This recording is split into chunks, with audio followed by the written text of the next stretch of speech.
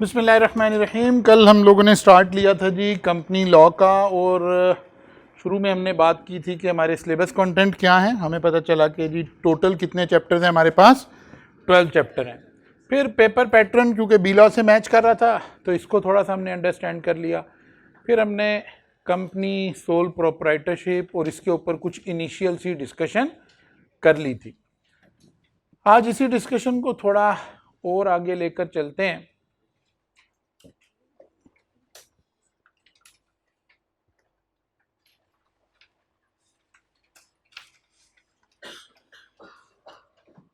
बात हो रही थी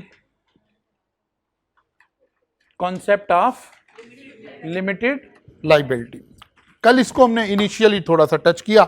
अब हम थोड़ा इसे और डिटेल में देखते हैं कि यार ये कॉन्सेप्ट कैसे कैसे मूव कर रहा है। कॉन्सेप्ट ऑफ लिमिटेड लाइबिलिटी, सबसे पहले liability of the company. Company कैसे लाइबल है, कंपनी की लाइबिलिटी क्या है। फिर हमने दूसरी बात देखनी है जो कंपनी के डायरेक्टर्स हैं उनकी लाइबिलिटी क्या है। तीसरा एस्पेक्ट हमने देखना है कि लाइबिलिटी ऑफ मेंबर्स क्या है। और फिर एक चौथा एस्पेक्ट देखना है कि लाइबिलिटी ऑफ मेंबर, लेकिन इस मेंबर और इस मेंबर में थोड़ा सा फर्क है। इसने अपनी पूरी अमाउंट पे कर दी हुई है शेयर की और इसने अभी पार्शली पे की हुई है। सबसे पहला कॉन्सेप्ट आता है लाइबिलिटी ऑफ कंपनी। कंपनी की लाइबिलिटी क्या है जी। अब नॉर्मली तो हम लिमिटेड लाइबिलिटी का कॉन्सेप्ट पढ़े ना, लेकिन यहां यही बात सीखने के लिए, इसे ही जरा एलेबोरेट करने के लिए इसे मैंने सेपरेट किया है। देखें क्या लिखा है, a company is fully liable. Fully liable means unlimited liability. Liability of the company is unlimited. Unlimited liability का मतलब क्या होता है कि अगर लोगों के पैसे पे ना हो सके तो आपके एसेट बेच दिए जाएंगे। तो कंपनी के तो बेच ही देने हैं ना हमने। ये कंपनी है, इसके पास एसेट्स हैं, इसकी लैंड है, बिल्डिंग है, व्हीकल्स हैं, ये सब कुछ तो बेच देंगे ऑब्वियसली। इसीलिए कंपनी की लाइबिलिटी क्या हो गई, अनलिमिटेड हो गई। अनलिमिटेड लाइबिलिटी के लिए दूसरा लफ्ज क्या इस्तेमाल हो सकता है, फुली लाइबल। ठीक है ना।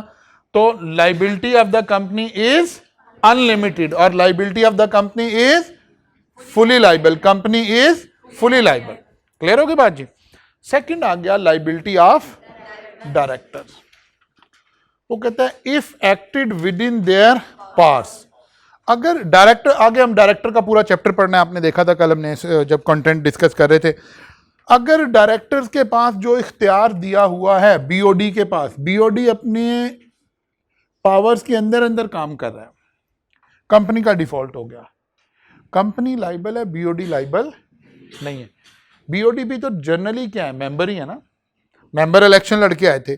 बस सिर्फ एक बात है, क्या इन्होंने अपनी पावर से एक्सीड तो नहीं किया हुआ, इसलिए क्या लिखा हुआ है, if acted with in their power not be personally liable. ये लाइबल कोई नहीं है, कंपनी लाइबल है, कंपनी के एसेट बेचें कंपनी। फिर आगे आम शेयर होल्डर। कुछ शेयर होल्डर तो इलेक्ट होके कहां आ गए थे, डायरेक्टर में आ गए थे। कुछ शेयर होल्डर कहां बैठे हैं, घर में बैठे हैं। वो कंपनी में साल में एक दफा आते हैं, कब, एजीएम पर आते हैं। ठीक है ना। ये वाले लोग, इनकी लाइबिलिटी क्या है, इनकी कोई लाइबिलिटी नहीं है, limited to the amount of their investment in the. इसका मतलब है जो इन्होंने पैसे लगाए हुए हैं उन पैसों से ही तो ये एसेट्स आए थे ना, और वो एसेट बेच के तो हमने पे कर दिया। इसका मतलब है वो पैसे तो डूब गए। वो ये नहीं कह सकते कि भाई हमारे वो पैसे भी वापस करें, नहीं, वो पैसे वापस नहीं मिलेंगे। हाँ मिल सकते हैं अगर सारी चीज़ें बेची हैं और पैसे ज़्यादा आ गए हैं, लोगों के देने वाले कम थे, बाकी के आप में डिस्ट्रीब्यूट हो जाएंगे। लेकिन अगर कम हुए, 5 करोड़ के एसेट्स बिके और लोगों का हमने 7 करोड़ देना था, तो क्या इन्होंने फर्दर पैसे डालने, नहीं। इसी को तो लिमिटेड लाइबिलिटी कॉन्सेप्ट कह रहे थे। असल में लिमिटेड लाइबिलिटी थी किसकी, मेंबर ही की तो थी, कंपनी की तो थी ही नहीं। ये बात समझ आई ना। लिमिटेड लाइबिलिटी किसकी थी, मेंबर ही की थी। हाँ एक कहानी हो रही, बाद दफ़ा हमें पता है कि शेयर कितने का इशू करते हैं हम, आमतौर पर फेस वैल्यू 10 रुपये।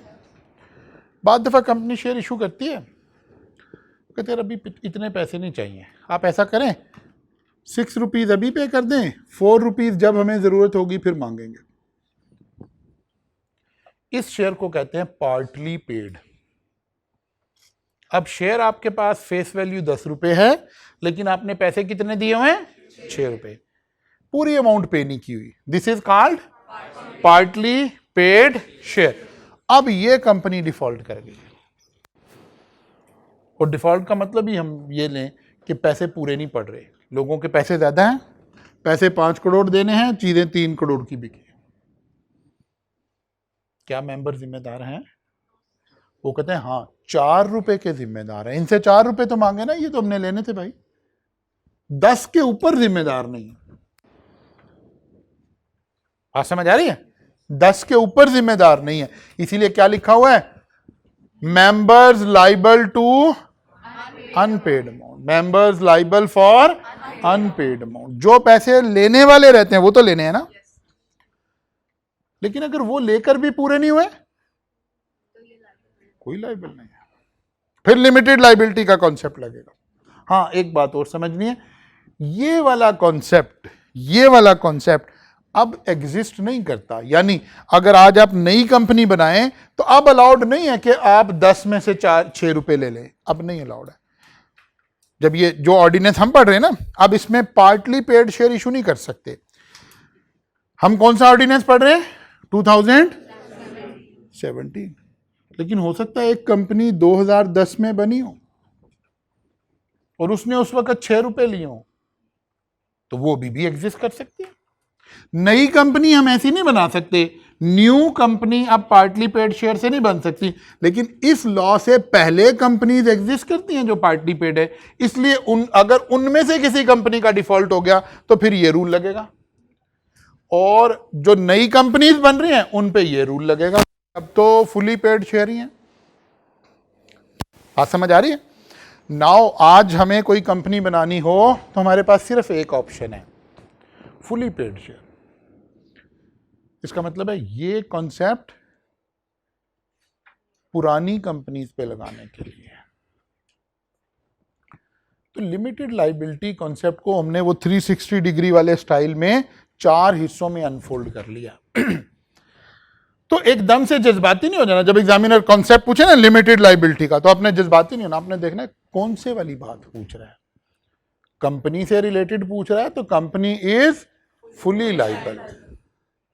डायरेक्टर से रिलेटेड पूछ रहा है तो उनकी कोई लाइबिलिटी नहीं है if they acted with in their power. अगर लाइबिलिटी ऑफ फुली पेड, तो असल में इसको हमें कहना चाहिए कि इसकी कोई लाइबिलिटी नहीं, क्योंकि पहले लाइबिलिटी तो कितने पैसे देने हैं, इन्होंने कितने पैसे देने हैं, कोई पैसे नहीं देने। लेकिन इसी बात को लिखने का अंदाज है कि क्या वो 10 रुपए इन्हें वापस मिलेंगे? नहीं, वो तो गए। इसलिए ये वाला कॉन्सेप्ट लगाने के लिए कि वो तो गए, तो फिर हम कैसे लिखते हैं? Limited to the amount of their investment in the company. और अगर ऐसे शेयर होल्डर हैं जिनकी लाइबिलिटी कौन सी है, जो शेयर कौन से है? पार्टली पेड शेयर, इनकी लाइबिलिटी क्या है? Members liable for unpaid amount, इनसे वो पैसे मांगे जा सकते हैं। क्लियर होगी बात जी? सेपरेट लीगल एंटिटी एक लफ्ज हम बोल कर आए हैं पीछे, इसको भी थोड़ा और एलेबोरेट करते हैं। सेपरेट लीगल एंटिटी हम किसको कहते हैं? नंबर 1, जब कोई कंपनी सेपरेट लीगल एंटिटी बन जाए तो क्या बन जाती है? वो परपेचुअल सक्सेशन। नंबर 2, उसकी कोई कॉमन सील होगी, स्टैंप होगी, जैसे हमारी बायोमेट्रिक है, नेचुरल पर्सन की बायोमेट्रिक है, सिग्नेचर्स हैं। इस कंपनी का क्या होगा? कॉमन सील, यानी स्टैंप होगी। ओन एसेट इन हिज ओन नेम, और ये कंपनी अपने नाम से चीजें खरीद सकेगी। गाड़ी खरीदे तो गाड़ी की बुक पे ऑनरशिप में किसका नाम लिखा होगा? कंपनी का नाम लिखा होगा। बैंक अकाउंट खोलें तो किसके नाम से खुलेगा? कंपनी के नाम से। लैंड खरीदें तो लैंड में ऑनर किसका नाम लिखा होगा? कंपनी का। Can own assets in his own name, can sue and can be sued. क्या मतलब? कंपनी अपनी बिहाफ पे केस फाइल कर सकती है, या कंपनी पर आप केस फाइल कर सकते हैं। पार्टनरशिप किसी पे केस नहीं फाइल कर सकती, पार्टनर केस फाइल करेगा। पार्टनरशिप पर केस नहीं फाइल हो सकता, पार्टनर्स पर केस फाइल होगा। लेकिन यहां company can sue and can be sue. Clear होगी बात जी? The concept of limited liability. अब ये जस्ट रीडिंग आ गई, जो हमने कॉन्सेप्ट पढ़ लिया है, अगर हम इसे रीड करना चाहें तो रीड कर लेते हैं जी। Liability of the company. The limited liability apply to the shareholder of the company. It does not apply to the company itself, because company itself is fully liable. Because company itself is fully liable. ठीक होगी ना बात? A company is fully liable for all its debt and other liabilities, just as any other person is fully liable for the debt. जैसे कोई भी आदमी है। Liability of director. Director and other officer of the company act on behalf of the company. और director का status क्या होता है? एजेंट का स्टेटस होता है। एजेंट किसे कहते थे? वहां पढ़कर भी है थोड़ा सा बी लॉ में, ऐसा बंदा जो किसी दूसरे की बिहाफ पे काम कर रहा हो। तो ये हमारी बिहाफ पे काम कर रहे हैं। हमने, किसने इन्हें एजेंट अपॉइंट किया है? हमने ही अपॉइंट किया है, जब इन्हें हमने डायरेक्टर इलेक्ट किया था। ठीक है ना, आगे पढ़ेंगे भी डायरेक्टर्स के चैप्टर में जाकर। वो कहता है अगर ये अपने लिमिट के अंदर जो इन्हें इख्तियारात है उस तक काम करें तो they are not liable. Liability of the concept of limited liability apply to the owner, यानी मेंबर्स ऑफ द कंपनी।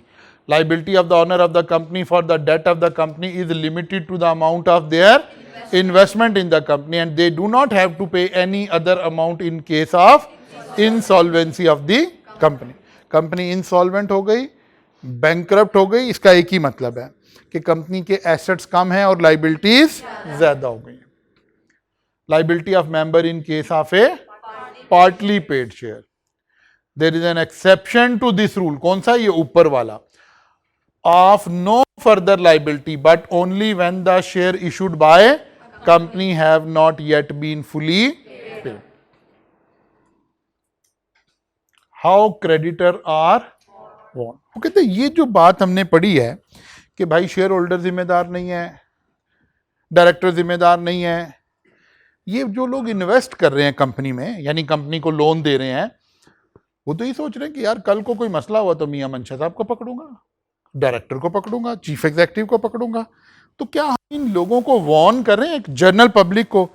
ये बात समझ आई है जो हम यहाँ पढ़ रहे हैं? तो देखो यार, पता नहीं समझ आई है कि नहीं आई है। लॉ ने ये बात कैसे वॉर्न करना रखा हुआ है। वो कहता है हमने नाम के अंदर बिल्ट इन एक लफ्ज लिखा हुआ है, लिमिटेड। तो इस बंदे को खुद ही सोचना चाहिए था कि वाई यहां लफ्ज लिमिटेड लिखा हुआ है। ठीक है ना, हर कंपनी के नाम के साथ क्या लिखा हुआ है? Limited, at least limited. क्या है, भले प्राइवेट लिमिटेड या पब्लिक लिमिटेड या खाली लिमिटेड, लेकिन लफ्ज लिमिटेड लिखा हुआ है।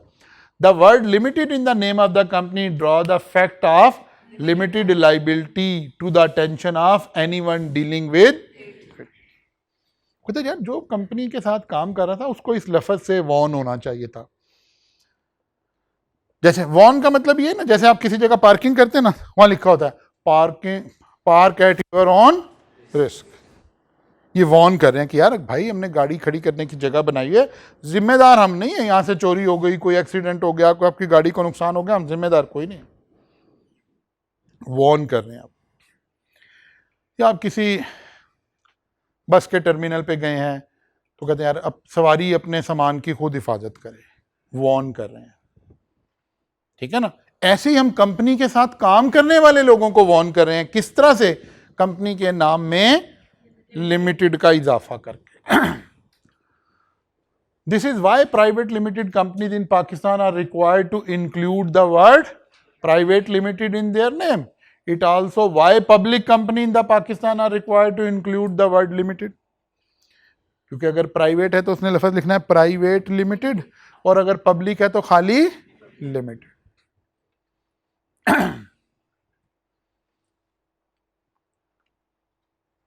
अच्छा जी, law and governance of a company. वो कहते हैं कंपनी के ऊपर कौन कौन से लॉज अप्लाई होंगे और कैसे कैसे अप्लाई होंगे। कहते हैं कंपनी के ऊपर जो सबसे बड़ा लॉ अप्लाई होगा वो तो कौन सा होगा, companies are created by process establish by company law, यानी कंपनीज एक्ट 2017। फिर वो कहते हैं कंपनी के लिए और भी, जैसे कभी हम जब उधर इनकम टैक्स पढ़ रहे थे ना, हमने कहा यार सेक्शंस होते हैं, सेक्शंस के नीचे शेड्यूल्स होते हैं, शेड्यूल्स के नीचे रूल्स होते हैं, ठीक है, ऐसे लेयर बनी हुई थी। कंपनी के ऊपर सबसे बड़ा जो लॉ अप्लाई होगा वो कौन सा है, कंपनीज एक्ट 2017। इस एक्ट के अंदर ही कंपनी के दो डॉक्यूमेंट बनेंगे। एक डॉक्यूमेंट का नाम है memorandum of association. Company must also have a written constitution, that is memorandum is the constitution of the company, यानी ये कंपनी का आईन है एक किस्म का। कंपनी क्या कर सकती है, क्या करना है, कैसे करना है, ये यहां लिखा हुआ है। एक डॉक्यूमेंट है, अगले चैप्टर में हमने इस डॉक्यूमेंट को डिटेल में पढ़ना। The constitutional document of that focus on the external stakeholder is called memorandum of, यानी सारे लोगों के जो राइट्स हैं, जो कंपनी के, जो ये कंपनी का कॉन्स्टिट्यूशन है, सिंपल अल्फाज। फिर इसके नीचे एक डॉक्यूमेंट और आएगा, that is articles of association, bylaws which focus on the internal procedure of the company। अब जरा बात समझें, ये कॉन्स्टिट्यूशनल डॉक्यूमेंट है, ये एक्सटर्नल लोगों से डील करता है कंपनी क्या कर सकती है, क्या नहीं कर सकती। और जो आर्टिकल्स है ना, इसमें इंटरनल बातें हैं, कंपनी चलानी कैसे है, मीटिंग कैसे कॉल होगी, डायरेक्टर के इलेक्शन कैसे होंगे, प्रोसीजर क्या होगा। एक किस्म का जैसे इनकम टैक्स में रूल्स पढ़े थे ना हमने कि जी सेक्शन में लिखा हुआ था अगर कोई आदमी 182 डेज और मोर पाकिस्तान में रहे तो क्या स्टेटस करना है, लिखा होता ना। फिर रूल में लिखा होता यार 182 डेज काउंट कैसे करना है। ऐसे ही कोई काम यहां लिखा हुआ है, कंपनी ने काम ऐसे करना कैसे, वो बात यहां लिखी होगी, इसीलिए इसको क्या कहते हैं, बाईलॉज। कंपनी के 3 डॉक्यूमेंट आ गए, कौन कौन से, कंपनीज एक्ट, नंबर 2, नंबर 3, इनकी सीक्वेंस भी यही है। इसमें सबसे अहम लॉ कौन सा, उससे कम, उससे कम। अगर मेमोरेंडम में और कंपनी लॉ में कोई कॉन्ट्राडिक्शन आ जाए तो कंपनीज एक्ट प्रीवेल करेगा। बात समझ आ गई ना। इसका मतलब है memorandum is subordinate to companies act, और अगर मेमोरेंडम और आर्टिकल में कहीं कॉन्फ्लिक्ट आ गया तो मेमोरेंडम प्रोसीड करेगा। Memorandum is a superior law. बात समझ आ गई ना। इसका मतलब है आर्टिकल्स, फिर मेमोरेंडम और फिर कंपनीज एक्ट, ये इनकी सीक्वेंस है अगर हमने कहीं कॉन्फ्लिक्ट अराइज हो गया तो। अब आते हैं जी definition and type of company. Company किसे कहते हैं, आपको याद है इनकम टैक्स जिन बच्चों ने मेरे से पढ़ा हुआ है कि जब लॉ ने डेफिनेशन देनी है तो डेफिनेशन 3 तरह की हो सकती हैं। कुछ ऐसी डेफिनेशन जो मीन से शुरू हो, कुछ इंक्लूड से शुरू हो, और कुछ मीन्स एंड इंक्लूड से शुरू हो। ऐसी डेफिनेशन जो मीन से शुरू हो वो डिक्शनरी मीनिंग को बिल्कुल खत्म कर देती हैं। उसका मतलब होता है बस जो यहां लिखा है आइंदा यही मतलब है। तो कौन सी डेफिनेशन आ रही है, मीन्स वाली। Company means a company formed and registered under companies act 2000 और दी कंपनी लॉ। अच्छा, अब जब हम कोई भी लॉ, जाहिर है लॉ इंसान बना रहे हैं, जैसे हमारे पास एक कंपनीज ऑर्डिनेंस था 1984, फिर आया एक कंपनीज 2016, फिर आया 2017। अब इससे पहले भी कोई होगा। अब हमने क्या कहा, हमने कहा यार company means a company formed and registered under companies act 2000। फर्ज करें यहां डेफिनेशन खत्म हो जाती तो 2017 के बाद जो कंपनीज बनी है वो कंपनी रह जाती, जो पिछली 2-2 साल 3-3 साल पुरानी कंपनी है वो तो सब खत्म हो जाती, उनका तो वजूद ही खत्म हो गया। क्योंकि डेफिनेशन में कवर ही नहीं हुई। लॉ ने क्या किया, लॉ ने कहा नहीं, कंपनीज एक्ट को तो हम नाम लेके पुकारा करेंगे, और जैसे हमारे कल्चर में ना हस्बैंड का नाम नहीं लेते, मुन्ने के अब्बा कहते हैं, वो कहते हैं जो पिछले ये जो पिछले सारे लॉज है ना, इनका नाम मुन्ने के अब्बा रख दिया है, और वो मुन्ने के अब्बा का क्या नाम रखा है हमने, द कंपनी लॉ। पिछले सारे जब से कंपनी लॉ चल रहे हैं उन सारों का नाम क्या रख दिया, और इस स्पेसिफिक का नाम क्या रख दिया, कंपनीज एक्ट 2000। इसका मतलब है सारी कंपनीज कवर हो गई हैं इसके अंदर। बात समझ आ गई ना, कि एक कंपनी अगर 1984 में बनी थी तो क्या वो शामिल है, हाँ शामिल है। किसकी तरह से, कंपनी लॉ की तरह से।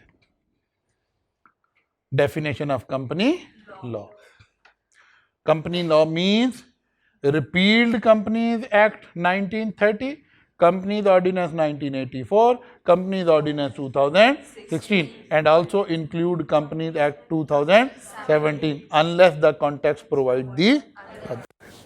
वो तो पिछले सारे शामिल हो गए हैं इसमें, बल्कि उसने एहतियातन 2017 को भी शामिल, हालांकि 17 तो अलग भी लिख दिया। बात समझ आ रही ना, इसका मतलब अगर कहीं खाली लिख दें कंपनी लॉ तो उसमें 2017 भी शामिल हो गया, क्योंकि देखें कंपनी लॉ में 2017 भी शामिल है, 17 से पिछले वाला 16 वाला भी शामिल है, 16 से पिछले वाला 1984 वाला शामिल है, उससे पीछे वाला 1913 वाला भी शामिल है।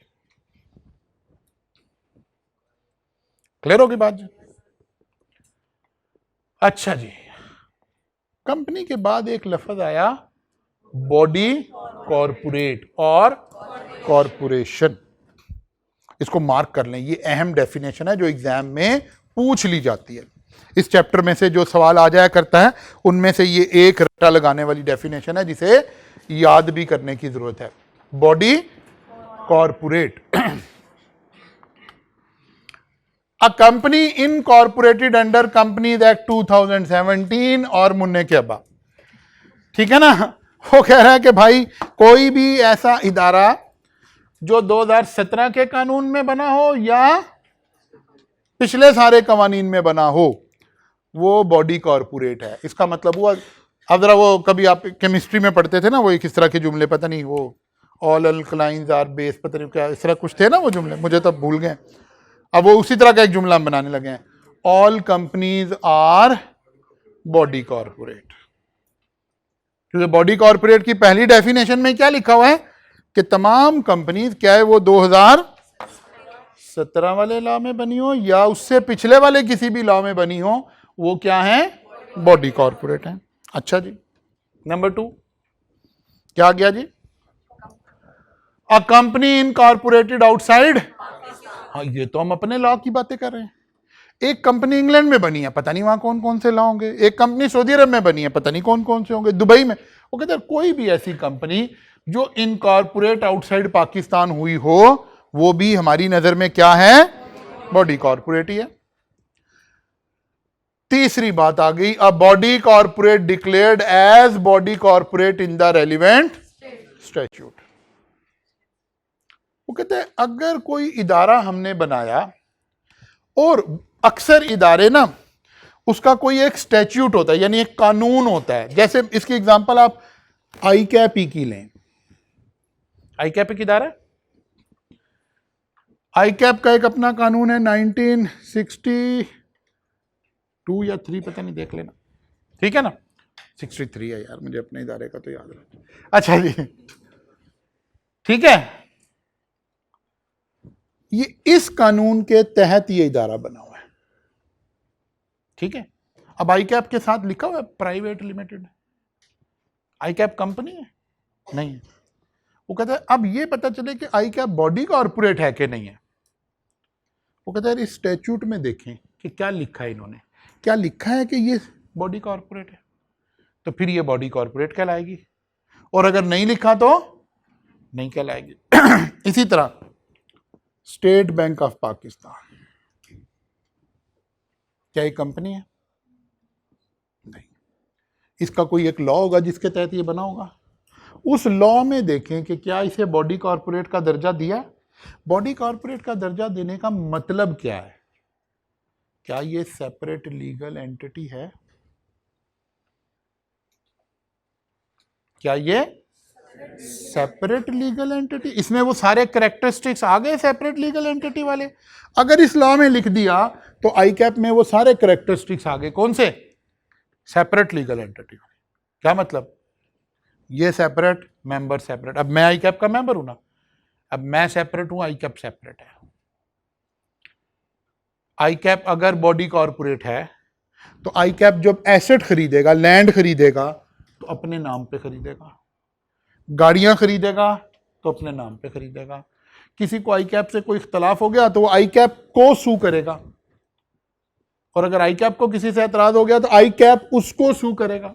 वही सारे जो बॉडी कॉर्पोरेट यानी सेपरेट एंटिटी की अभी हम 4 कैरेक्टरिस्टिक्स पढ़ कर आए ना। एसेट अपने नाम से लेगा, लाइबिलिटी अपने नाम से लेगा, इसकी कॉमन सील होगा, परपेचुअल सक्सेशन होगी। क्या अल्लाह ना करे क्या मुल्क में कोई हादसा हो जाए जिसमें ऑल चार्टर्ड अकाउंटेंट खुदा ना खास्ता उनकी डेथ हो जाए, तो क्या आई कैप भी मर जाएगा? नहीं मरेगा। क्यों नहीं मरेगा? बॉडी कॉर्पोरेट होने की वजह से सेपरेट लीगल एंटिटी का कॉन्सेप्ट आ गया। इदारा अलग, उसके मेंबर अलग, जैसे कंपनी में होता है, ठीक है ना। अच्छा जी, अब body corporate declared as body corporate in the relevant statute. 3 बातें बता दी, 3 बातें बता दी आपको। नंबर 1, वो तमाम कंपनी जो पाकिस्तान में बनी है वो सब क्या है? Body corporate. वो तमाम कंपनी जो दुनिया के किसी भी मुल्क में बनी है वो क्या है? और वो तमाम इदारे जो किसी लॉ के तहत बने हो और उस लॉ में लिखा हो कि वो बॉडी कॉर्पोरेट है। अभी मैं दिखाता हूं कैसे लिखना, ठीक होगी बात। But does not include, number 1, a cooperative society registered under any law relating to the registration of cooperative, ये जैसे कोऑपरेटिव हाउसिंग सोसाइटीज बनी होती है ना, वो कहते हैं यार आप सेपरेट नहीं हो सकते। ये इसका मतलब है लॉ ये कहना चाह रहा है कि जो कोऑपरेटिव हाउसिंग सोसाइटी वाले लोग हैं ना, ये लिमिटेड लाइबिलिटी के साथ नहीं काम कर सकते, क्योंकि इनके इदारे को हम एंटिटी नहीं मान रहे। क्योंकि कॉर्पोरेट बॉडी का मतलब क्या है? वो कहता है यार ये सेपरेट लीगल एंटिटी नहीं है, भले आप कुछ भी कर ले। Number 2, any other entity not being a company as defined in Companies Act 2017 or any other law for the time being in force which the concerned minister of the federal government may by notification specify in his, वो कहता है any other entity, कोई और इदारा, वो कहता है company छोड़ के, कंपनी को तो हम ऊपर कह चुके हैं, जिसमें उसका जो मिनिस्टर होगा ना, यानी जिस लॉ के तहत वो बनी है, वो कहे कि नहीं यार ये एंटिटी नहीं है,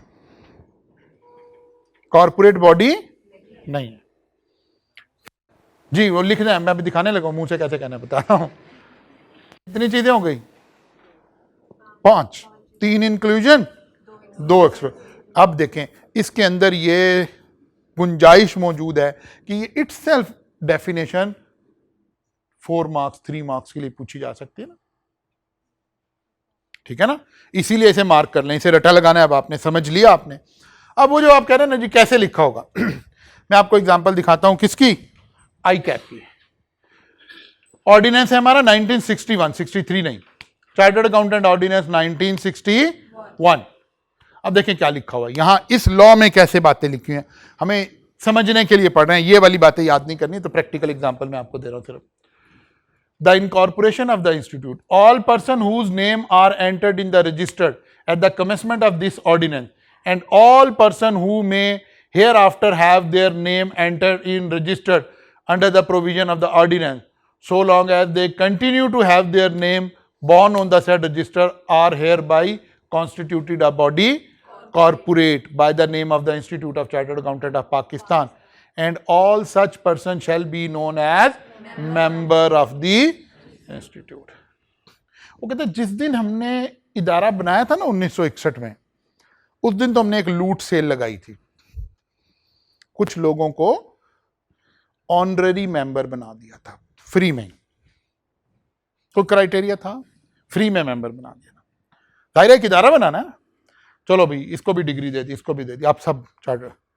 आइंदा के लिए एग्जामिनेशन आ गया।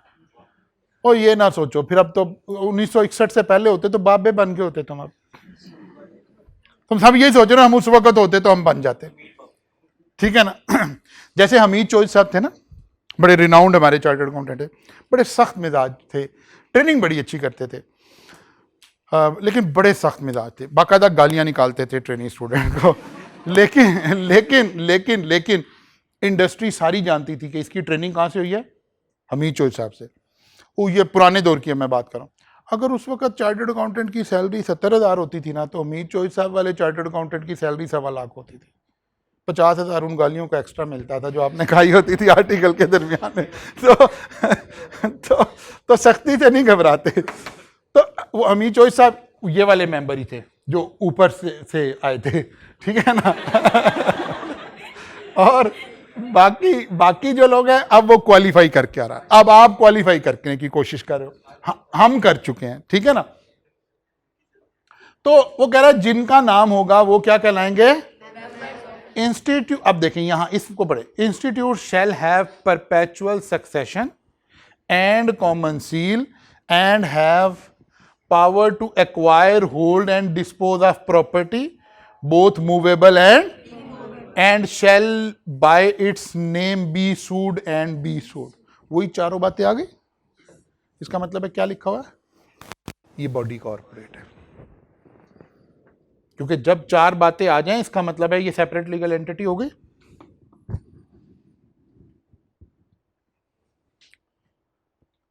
ठीक है ना। यही बात लिख रहे थे कि अगर उस लॉ में ये लिख दिया जाए ये चार बातें, तो फिर ये क्या बन गई, अब ये कंपनी तो नहीं है, बॉडी कॉर्पोरेट बन गया ये। इसी तरह से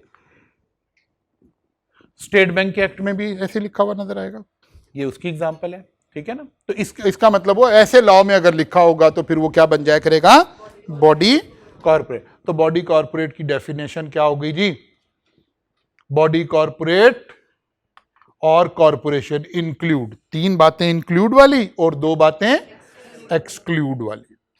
क्लियर हो गई बात जी। इसे याद कर लेना, मैं बार बार कर रहा हूं, मार्क कर लें, ये अहम एरिया है। इसके बाद आ गया जी टाइप्स ऑफ, अच्छा एक लफ्ज और आ गया, foreign company. Foreign company means any company और body corporate incorporated outside Pakistan which has a place of business or liaison office in Pakistan, whether by its or through an agent, typically or through electronic mode. Conduct any business activity in Pakistan in any other manner as, वो कहता है देखो दुनिया में तो बहुत companies होंगी, हमने सारों का क्या करना है, हमारा तो उनसे कोई ताल्लुक नहीं। अफ्रीका में कोई कंपनी बनी, हमने उसे क्या देखना है, हमारे से रेलिवेंट कौन सी कंपनी है जो बनी बाहर है और काम यहां कर रही है, ठीक है ना। कैसे काम कर रही है, या तो conduct any business activity in Pakistan in any other manner as may be, या तो बराह रास्त ऐसे काम करे, या उसने कोई ना यहां अपना एक ऑफिस बनाया हुआ है, लाइजियन ऑफिस बनाया हुआ है, काम कंपनी की भी हाफ पे ही होता है, लेकिन यहां उनका एक कॉन्टैक्ट पर्सन बैठता है, आप जाते हैं उनसे पूछ सकते हैं, मिलते हैं, देखते हैं।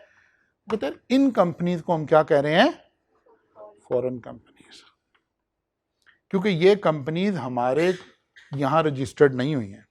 हमारे यहां कंपनी कहां रजिस्टर्ड होती है, कंपनीज एक्ट के तहत जिस इदारे में रजिस्टर्ड होती है उसका नाम क्या है, ऐसी securities and exchange commission of. अब ये कंपनी जो फॉरेन कंपनी है ये हमारे यहां रजिस्टर्ड नहीं हुई है, लेकिन काम कर रही है हमारे यहां।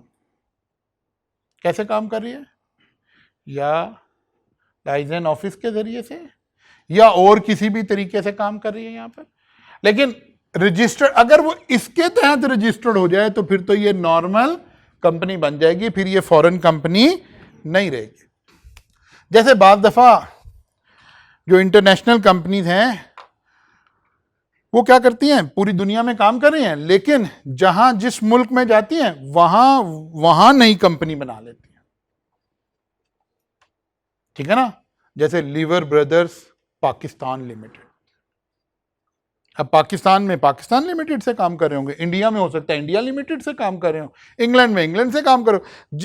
लीवर ब्रदर है तो एक मल्टीनेशनल कंपनी, लेकिन ये फॉरेन कंपनी नहीं रही, क्योंकि इन्होंने क्या किया, अपनी कंपनी यहां लाके बना दी, जिलेट्स पाकिस्तान लिमिटेड। अब ये फॉरेन कंपनी नहीं रही, क्योंकि ये तो हमारे लोकल लॉ के तहत क्या हो गई है, रजिस्टर्ड हो गई है। तो जनाब क्या पढ़ा हमने आज? नंबर 1, सबसे पहले तो हमने लाइबिलिटी के लिमिटेड होने के कॉन्सेप्ट को थोड़ा सा एलेबोरेट किया है। 2 कॉन्सेप्ट को एलेबोरेट किया। एक कॉन्सेप्ट ऑफ लिमिटेड, इसको 4 हिस्सों में हमने देखा। केस स्टडी के लिए हमने पहले ही नोट्स वैसे बनाए कि यार अगर वो वाली बात करे तो क्या जवाब देना है, ये करे तो क्या देना है, ये करे तो क्या देना है, ये करे तो क्या देना है। फिर हमने दूसरी बात क्या पढ़ी, सेपरेट लीगल एंटिटी। क्या आईकैप सेपरेट लीगल एंटिटी है? तो पता चला है, लेकिन नाम क्या रखा उसका, बॉडी कॉर्पोरेट। क्यों? आईकैप के लॉ में लिखा हुआ था क्या जी, perpetual succession. Number 2 common seal. Number 3 own asset. Number 4 can sue and can be sued. फिर हमने कंपनी की डेफिनेशन ले ली, और कंपनी की डेफिनेशन ली और उसमें हमने फिर कंपनी लॉ की डेफिनेशन ले ली। हमें ये पता चल गया कि आमतौर पर कंपनीज एक्ट 2017 हम लिख देते हैं, लेकिन अगर हम खाली ऐसे लिख दें कंपनी लॉ तो इसमें सब कवर हो गए। 2017 भी कवर हो गया, ठीक है ना, 2017 भी उसमें कवर हो गया। फिर उससे आगे चले तो क्या बात आ गई जी, बॉडी कॉर्पोरेट। बॉडी कॉर्पोरेशन की डेफिनेशन आपने याद कर ली, रिप्रोड्यूस करके देख ली, बिकॉज ये एग्जामिनेबल डॉक्यूमेंट आया अभी तक में से। कल आएंगे तो हम जरा टाइप्स ऑफ कंपनी को फर्दर आगे लेकर चलेंगे। जी बच्चे, वो डायरेक्टर के चैप्टर में पढ़ेंगे बात जाके, ज्यादा डिटेल वाली बात है, ठीक है ना, इसीलिए डायरेक्टर्स के लिए हमारे पास चैप्टर्स है। कल हमने यहाँ शुरू में देखा था कि कौन कौन से चैप्टर्स आ रहे होंगे, तो डायरेक्टर का चैप्टर कौन सा है हमारा, मेरा ख्याल है चैप्टर 4 था, शायद 4 या 5 था, ठीक है ना। तो वहां जब हम पहुंचेंगे तो वहां इस बात को देख रहे होंगे इंशाअल्लाह ताला। ये देख लें, डायरेक्टर्स का चैप्टर कौन सा था जी, चैप्टर नंबर 3 पे पहुंचेंगे तो पढ़ेंगे, ठीक है ना, वहां डिटेल आएगी सारी इंशाअल्लाह। कल मुलाकात होगी, यहां से आके चलेंगे। स्लाइड्स मैंने आपको सेंड कर दी थी।